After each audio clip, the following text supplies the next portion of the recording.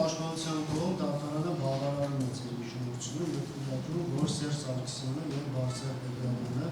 գործի քննության ընթացքում, այսինքն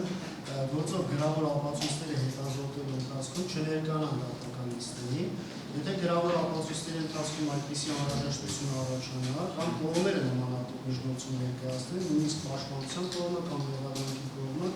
դատարանը այդ արդյունքը քննարկի եւ համապատասխան ծանուցմամբ ձեզ կհրավիրի